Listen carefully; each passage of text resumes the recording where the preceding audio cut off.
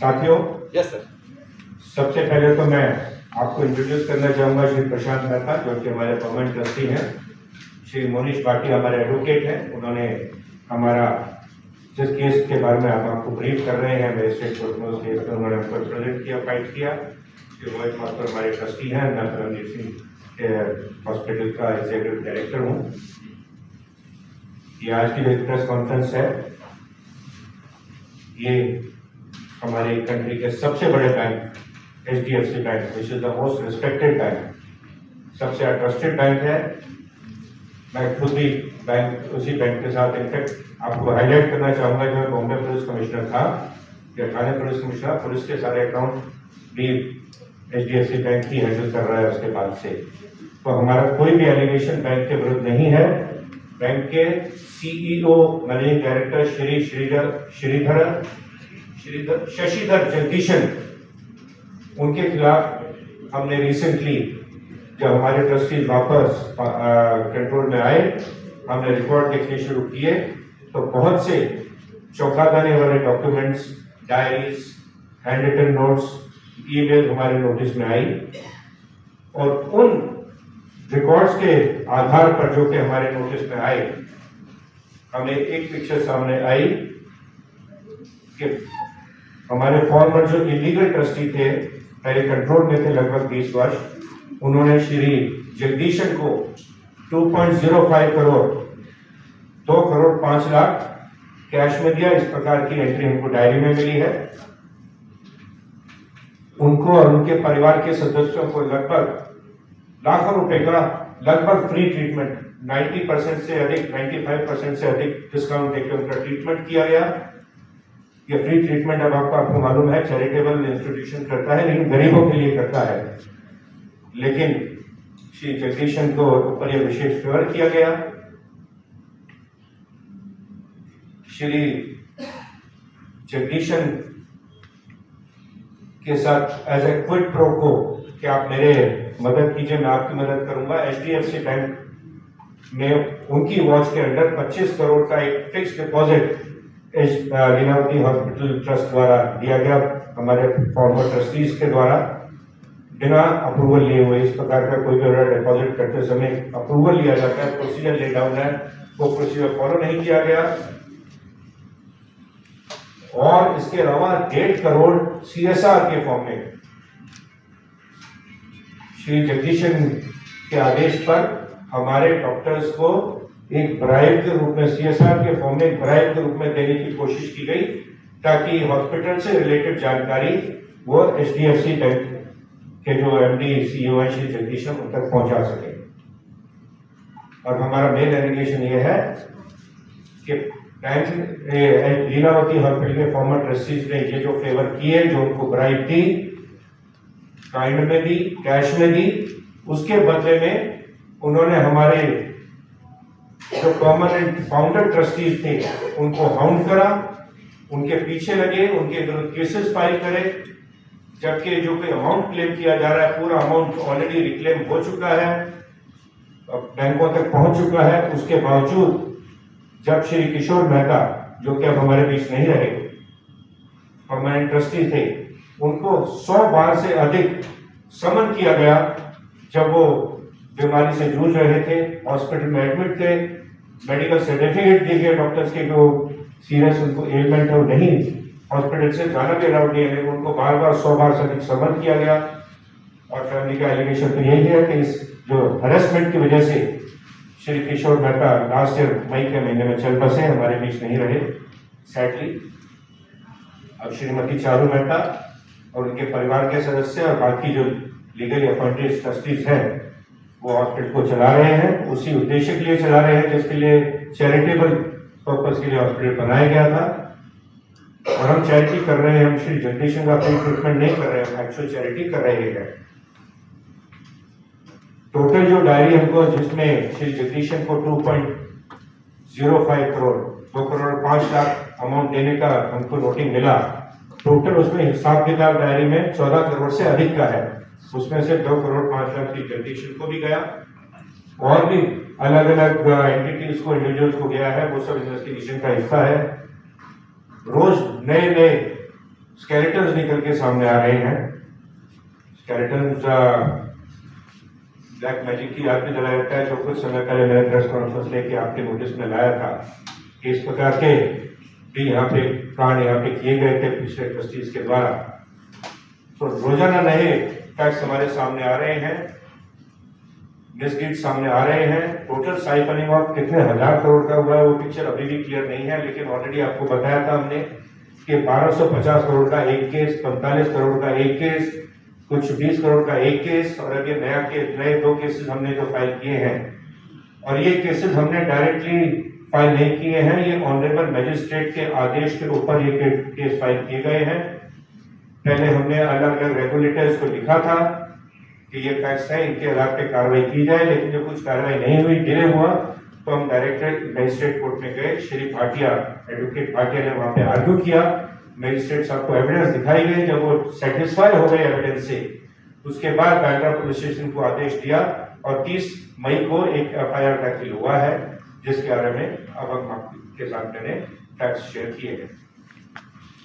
तो लगभग मैंने सभी पिक्चर आपको क्लियर कर दी है, लेकिन एक प्रेस कॉन्फ्रेंस से थोड़ा सा समय पहले ही एक प्रेस नोट सामने आया, जो कि या तो बैंक की तरफ से इशू गया है, लेकिन स्पष्ट है कि श्री जगदीशन की इसके जिन्होंने ये ड्राफ्ट किया है वो श्री जगदीशन ही होंगे, बिकॉज इसमें लिखते हैं कि Shri Prashant Nair claiming to be trustee of Lilavati, ये परमानेंट ट्रस्टी हैं।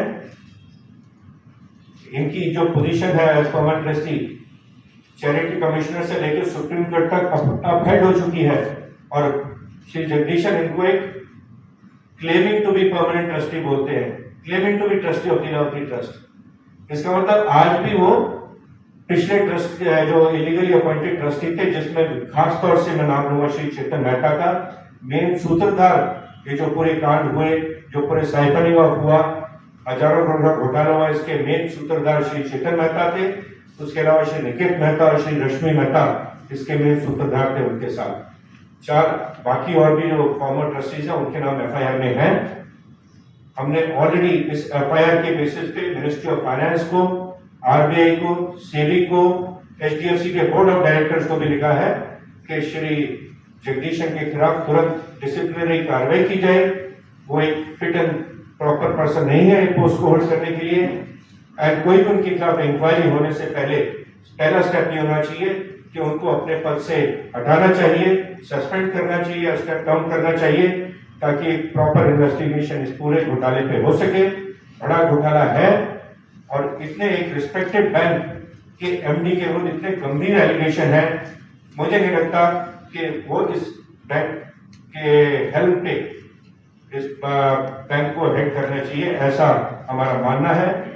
और ये हमने रिक्वेस्ट सभी रेगुलेटरी अथॉरिटी से किया है। हम क्वेश्चन लेने के लिए कोई भी तैयार है, आप सवाल कुछ पूछना चाहें आप कुछ। शास्त्री, ये जो 25 करोड़ आपके एचडीएफसी बैंक में जो जमा है, वो अभी तक जमा है या उस एफडी को उन लोगों ने तोड़ के फिर वो पैसे भी निकाल दिए? नहीं, अभी भी पैसे उनके पास ही है। अभी तो ऑडियो माइक सर एफडी अभी भी ऑफिस डिपॉजिट अभी भी बैंक में है, तो वो हम लोग रिकवर करके अपना यूज कर सकते हैं, मतलब अपने वो नहीं, अभी तक उनके पास ही है। हमने निकाला नहीं है, एफडी अभी वही है, लेकिन उसका कंट्रोल आपके पास है अभी कि आप बैंक के पास है fixed deposit, but Lilavati trust का है, तो ऑब्वियसली पैसा तो हमारे ट्रस्ट का ही है, बट पैसा अभी भी बैंक में है। एंड हमने जान के इसे के किस प्रकार अगर हम निकाल लेते तो फिर ये केस की एविडेंस भी एक है। It is the evidence also in the case के आरबीओ फिक्स्ड डिपॉजिट जो कि इलीगली दिया गया था बिना प्रोसेस को फॉलो किए, वो आज भी बैंक में डिपॉजिट आज भी मेंटेन है। पूछिए, कुछ भी और पूछिए। So the bank has claimed that Leelavati Hospital owed money to the bank, and to avoid making these payments, you are making all these false allegations. एक कंपनी थी इस फैमिली की जिन्होंने बहुत समय पहले एक छोटा सा लोन लिया था 5 करोड़ का बैंक से, तो पूरा बैंक रिक्लेम कर चुका है, पूरा वेरियस मीन्स के द्वारा जितने बैंक को लोन थे सब रिकवर हो चुके हैं, वापस जा चुके हैं, उससे काफी अधिक अमाउंट जा चुका है। टोटल अमाउंट लोन का था 5 करोड़। आपको बता देता हूँ, ये जो प्रेस नोट में 65 करोड़ का अमाउंट यहाँ पे क्लेम किया जा रहा है कि कोई फाइनल अमाउंट किसी ने सेटल नहीं किया है। ये अभी भी वेरियस फोरम में हम कंटेस्ट कर रहे हैं, इस पे हमारी लड़ाई जारी है। और ये पूरा अमाउंट जितना बैंक को ओड था पूरा रिकवर कर चुका है बैंक मिसरिप्रेजेंट कर रहा है। और मैंने उसके पीछे मिसरिप्रेजेंटेशन का कारण भी बताया कि वो कनाइवंश में थे, श्री चेतन मेहता के साथ, श्री लक्ष्मी मेहता था, निकेत मेहता के साथ उनसे फेवर्स ले रहे थे और उसके बदले पूरे परिवार को हाउंड कर रहे थे। हमारे जो परमानेंट ट्रस्टीज थे, जेन्युइन ट्रस्टीज थे, उनके परिवार को हाउंड कर रहे थे। और उसी हाउंडिंग की वजह से, मेंटल हैरेसमेंट की वजह से हमारे जो रिस्पेक्टेड लेट श्री किशोर मेहता परमानेंट फाउंडर ट्रस्टी थे, वो हमारे बीच नहीं रहे। लास्ट ईयर उनकी सेहत बहुत ज्यादा खराब हो गई, वो चल बसे, हमारे बीच नहीं रहे। लेकिन इसके लिए भी हम बैंक को जिम्मेदार ठहराते हैं, बैंक को नहीं, हम श्री जगदीशन को उसके लिए जिम्मेदार ठहराते हैं। सर, आप लोगों ने इतने दिनों से ये मैटर उठाया, तो क्या रीजन है अभी तक जगदीशन जी के ऊपर कार्रवाई क्यों नहीं हो रही है? इन्वेस्टिगेशन हो रहा है एंड मुंबई पुलिस के पास ऑलरेडी 5 FIR दाखिल है, उनके इन्वेस्टिगेशन हो रहा है। और ये जो अभी हमने जो मामला आपके सामने लाया है, इसमें मेन आरोपी, नंबर 1 आरोपी श्री जगदीशन है। उसके अलावा मैंने बताया 7 फॉर्मर ट्रस्टी उसमें भागीदार हैं। तो हमने इसमें ऑलरेडी रेगुलेटरी पुलिस के अलावा RBI, SEBI, ministry of finance, बाकी रेगुलेटरी अथॉरिटीज को भी लिखा है कि उनपे सिर्फ क्रिमिनल एक्शन ही नहीं, तो बाकी रेगुलेटरी जो एक्शन होता है वो एक्शन भी बैंकिंग कानून के आधार पर अनफिट एंड प्रॉपर पर्सन ना होने का जो उनके विरुद्ध हमारा चार्ज है, उसके आधार पर उनके विरुद्ध कार्रवाई की जाए। सर ऐसी क्या वजह सर? ये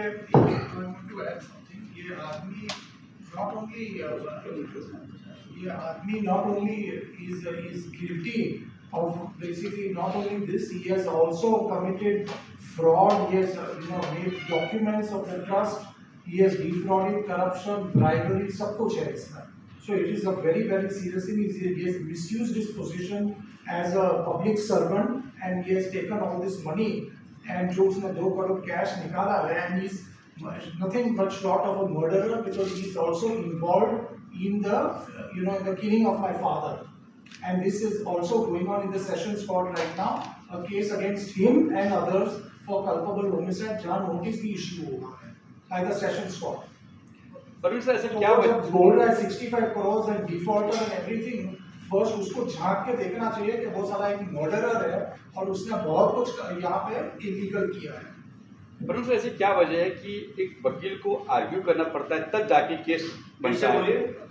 एक वकील को आर्ग्यू करना पड़ता है उसके सामने तब जाके केस बनता है, क्या वजह है? नहीं, कोर्ट में तो आर्ग्यू करने के लिए वकील की आवश्यकता है, कोर्ट के सामने पूरे फैक्ट्स लाए, क्योंकि डिले हुआ वेरियस एजेंसी से, जो रेगुलेटरी अथॉरिटीज उनके में डिले हो रहा था। इसी कारण से हमने कोर्ट में केस फाइल करा एंड कोर्ट में तो जाके एडवोकेट को ही आर्ग्यू, हमारे पैनल के रिस्पेक्टेड एडवोकेट हैं, सीनियर एडवोकेट हैं श्री मुनीश भाटिया, इन्होंने आर्ग्यू करा, मैजिस्ट्रेट को पूरा प्रूफ दिखाया और जब मैजिस्ट्रेट पूरे सेटिस्फाई हुए उसके बाद उन्होंने आदेश दिया कि इसमें बांद्रा पुलिस स्टेशन FIR दाखिल करे। FIR दाखिल हो चुका है और उस FIR के आधार पर हमने वेरियस रेगुलेटरी अथॉरिटीज को ऑलरेडी इंफॉर्मेशन दे दी है और रिक्वेस्ट किया है कि तुरंत इसमें कार्रवाई की जाए। So under FIR 972 of 11.5 crore, 52 crore, that case has been taken over by the economic office wing. हमारे 2 केसेस, 1250 करोड़ वाला केस और एक दूसरा केस EOW का इन्वेस्टिगेशन हो रहा है और 3 केसेस का इन्वेस्टिगेशन बांद्रा पुलिस स्टेशन कर रहा है, जहाँ थोड़ा कॉम्प्लिकेटेड इन्वेस्टिगेशन होता है, बड़े अमाउंट्स होते हैं, आपको मालूम है। ऐसे में EOW इन्वेस्टिगेशन टेक ओवर कर लेती है। इन्वेस्टिगेशन चल रहा है, पूरा हम कोऑपरेट कर रहे हैं इन्वेस्टिगेशन एजेंसी के साथ।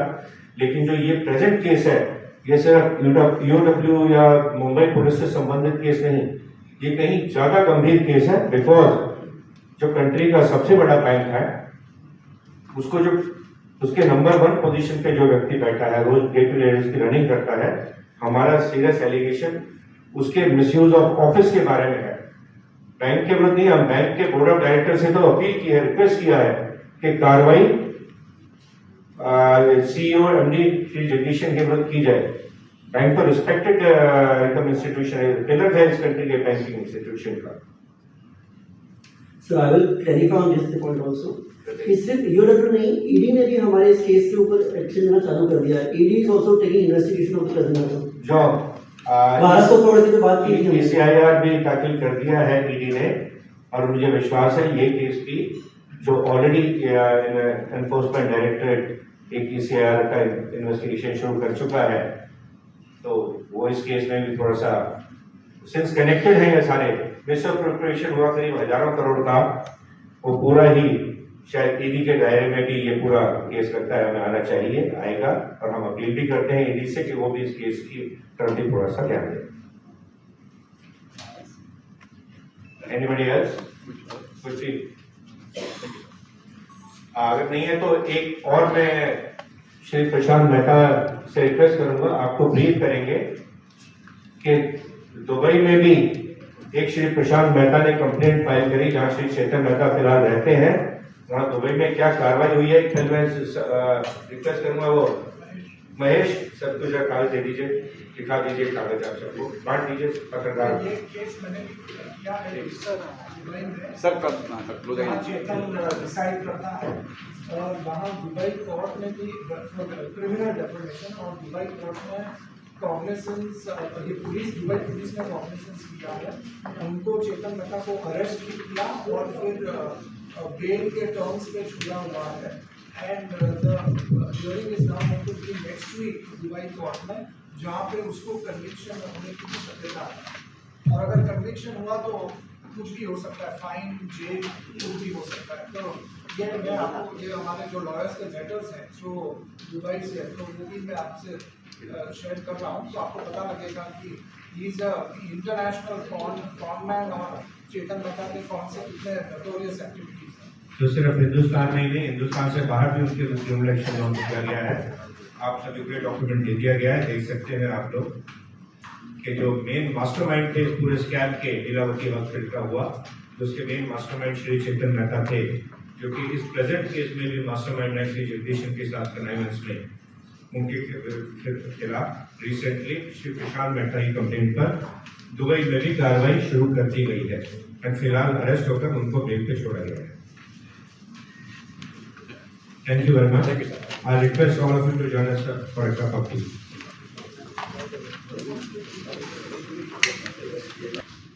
Thank you sir. Done. Thank you sir, thank you.